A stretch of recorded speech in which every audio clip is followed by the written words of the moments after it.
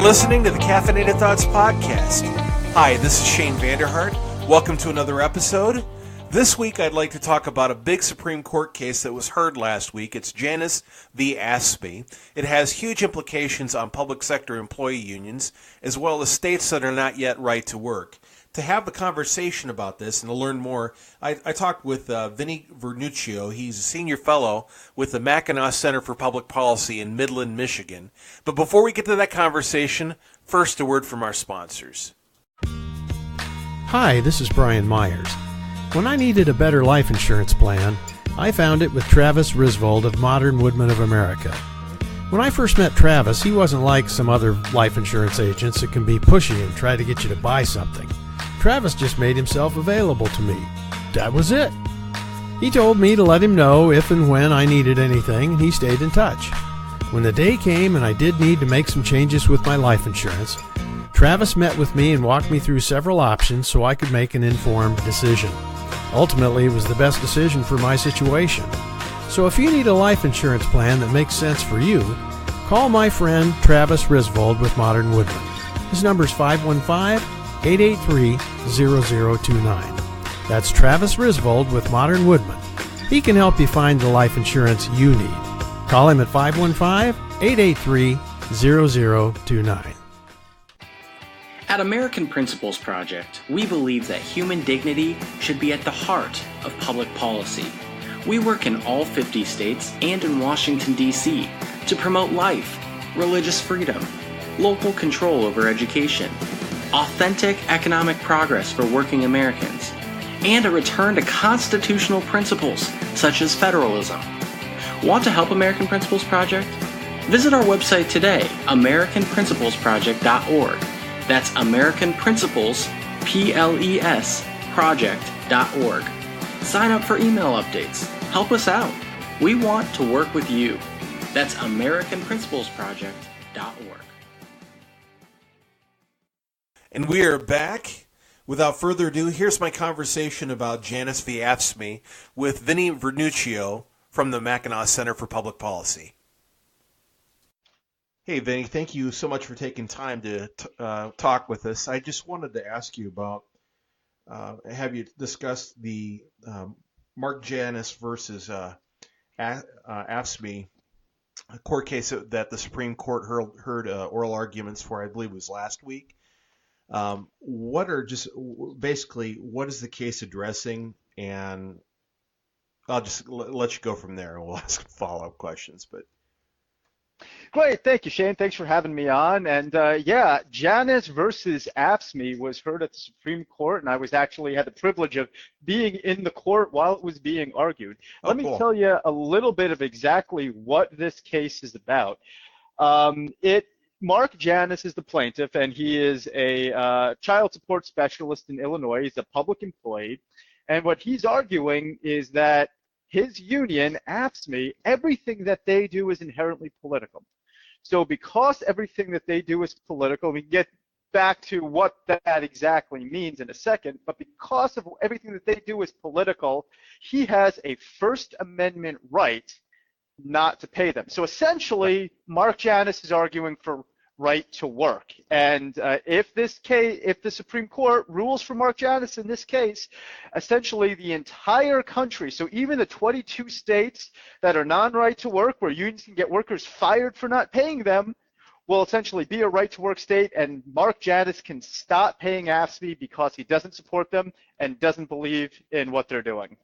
Okay, now some will argue, because I know this is, I've worked for the state before, and my wife has worked for the state, and the AFSCME line here in Iowa is that, well, hey, that's a separate fund. Your dues don't actually go to pay for political activity. How would you address that? Well, what he is arguing is that everything that they do is political. So it's not just giving money to a candidate. Okay. It's even collective bargaining for government unions. All of that has to do with tax money and policy. So think about it. If a government union is asking for a raise for their members, Where does that money come from? It comes from your tax dollars and mine. Even if they're asking for a change in working hours, these are for public employees. What is that? That's public policy. So because it's tax dollars, because it's public policy, everything that these unions do is inherently political. And because it's inherently political, Mark Janus says he has a First Amendment right not to be forced to support politics that he doesn't agree with. So he should be able to fully opt out and not pay the union anything. Okay. So basically, since you were there, what kind of questions were the justices asking each counsel? Well, it broke down pretty much like you would expect. And actually, this is there was a case with arguing the exact same thing a few years ago. It was called Friedrichs versus California Teachers Association, and literally it was the exact same argument. The only unfortunate thing happened is that after the case was argued, Justice Scalia died. Yeah. So the justices were split 4-4, and essentially nothing. Yeah, so status quo. Okay. So status quo happened. So essentially, all justices but Gorsuch have already been on the record, so there really weren't many surprises. Okay. Now, Justice Gorsuch, who everyone was watching, didn't actually say anything. So he kept the poker face the entire time, but most observers of the court think that he likely will vote for the First Amendment and protect Mark Janus's freedom of speech.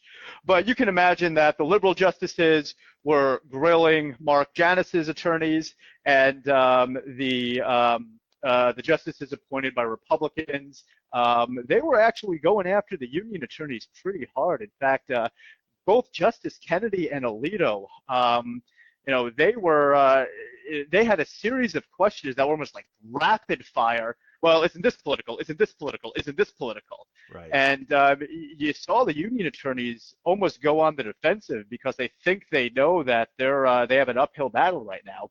Right. So more than likely, unless Gorsuch provides a huge surprise, this is probably going to go 5-4.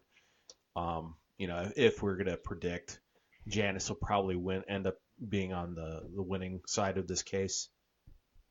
A lot of observers of the court, and frankly, most unions around the country, they're already working with politicians to advance legislation to try to circumvent a favorable decision by the court. So at least the unions think they know which way the case is going to go. How in the world I'm kind of curious what they think they could do at the state level that would circumvent the U.S. Supreme Court. Well, everything loose rolls to the left. So let's look at Washington State, and they're kind of the poster child right now for unions pushing back. The legislature just passed what's known as a captive audience bill. So essentially, government unions in Washington can now make their sales pitch as part of the job to public employees in that state. So if you're a public employee, you have to sit through the union sales pitch. It's called a captive audience meeting. They're also mandating that the state will collect dues for the unions. Other things that the unions are putting out are ways to extend contracts. So if contracts aren't affected, then employees can be trapped in. They're also trying to make it so you can only exercise your rights to opt out and stop paying the union through certain times of the year. So essentially, it's on your work anniversary for a lot of unions. So your anniversary may be completely different than the person working next to you, and then they go further and say, well, it's 20 days to 10 days prior to your work anniversary. So essentially, you need a calculator and a calendar in order to figure out when you can exercise your rights, and you're going to have a lot of public employees around the country getting confused and getting trapped in for another year, and that's what the unions are going for. Okay, all right. So I know Michigan recently they switched to right to work, right? They did. Michigan was the 23rd right to work state, and we gave public employees the freedom to choose, both public employees and private sector employees the freedom to choose whether or not they still wanted to pay a union. Okay. And and the unions pulled out all the stops here, doing those windows, doing those contract extensions. And Shane, I tell you, they even did such underhanded things as changing the mailbox where you could mail in your resignation and then saying, "Oh, sorry, you sent it to the wrong place." Oh man. So there's a lot of shenanigans that go on here, but we're hopeful that that with a good Supreme Court case, that public employees will know about their rights. And hey, if they want to stay in and if they're doing a good job, they're more than welcome to.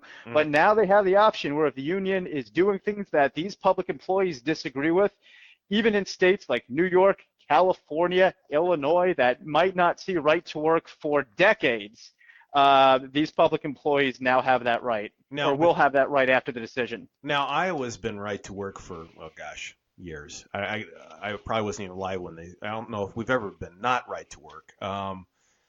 We recently changed our collective bargaining law last year that basically first of all, the state's no longer paying for union dues. It used to come out of, they used to withhold union dues for unions, but they're no longer doing that.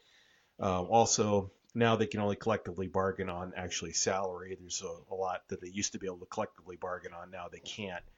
Now with Michigan, when you guys changed your laws, did workers suddenly get laid off in droves? I mean, did the sky fall?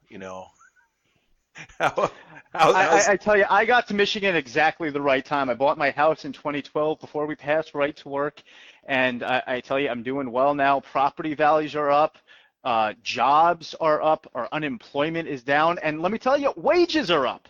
Workers are actually making more, and not only that, in some years, union membership has actually gone up because in right-to-work states, there are more, not just more jobs, but there's more opportunity for union jobs.